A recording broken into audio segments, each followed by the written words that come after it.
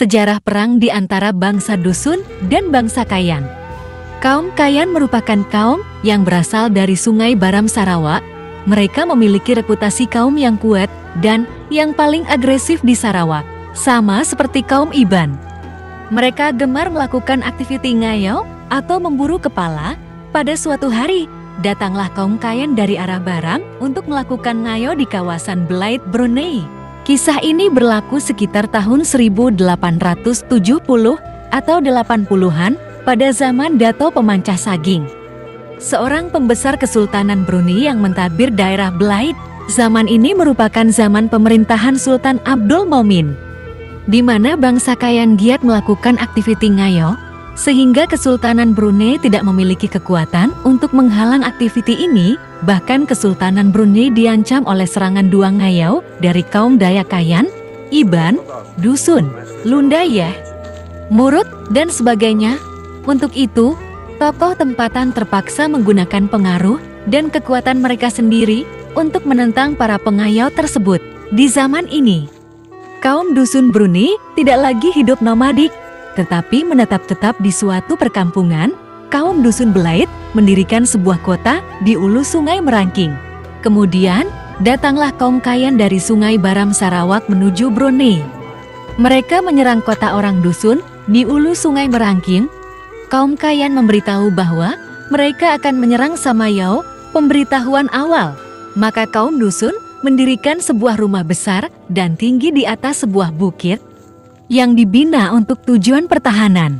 Dengan cerdiknya, kaum Dusun membina rumah itu dengan tiangnya agak rapat dengan batang kayu balat dinaikkan di rumah, serta diikat. Mereka juga mengumpulkan salang-salang. Datanglah kaum Kayan, dan dengan memandang remeh keupayaan kaum Dusun, mereka naik ke bukit untuk menyerang rumah besar pertahanan kaum Dusun. Ketika kaum Kayan mendekati rumah besar itu, kaum Dusun memutuskan tali yang mengikat setiap batang balak di rumah itu, berguling-guling menghempap dan mengilis banyak pahlawan Kayan sehingga banyak yang mati. Yang berjaya mengelak kayu balak itu pergi ke tiang-tiang rumah besar pertahanan Dusun dan coba naik ke atas rumah besar itu. Namun, kaum Dusun telah memasak cecar salaung dan menyiram para penyerang melalui lubang-lubang di lantai rumah besar itu. Pahlawan-pahlawan Kayan itu tidak dapat mengelak siraman salaung itu karena tiang-tiang rumah besar itu yang rapat-rapat, sehingga banyak yang mati disiram salaung. Saki baki kaum Kayan yang lain kemudian berundur setelah sebahagian besar pasukan mereka musnah, tanpa satupun kematian di pihak Dusun.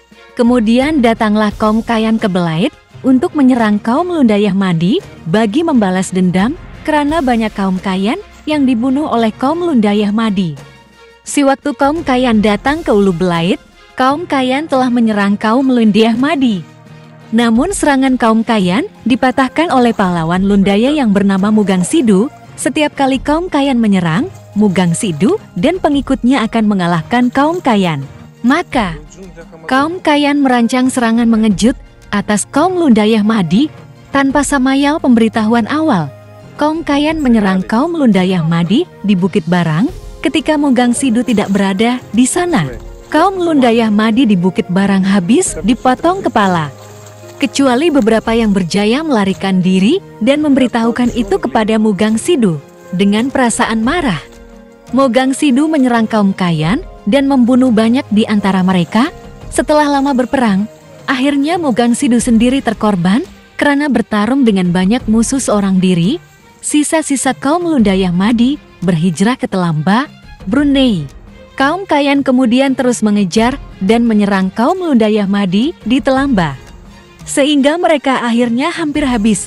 Kaum Dusun di Telamba dan Papakan pula selamat dari serangan kaum Kayan karena dibantu oleh seorang pembesar Brunei, yaitu Dato' Pemancah Saging.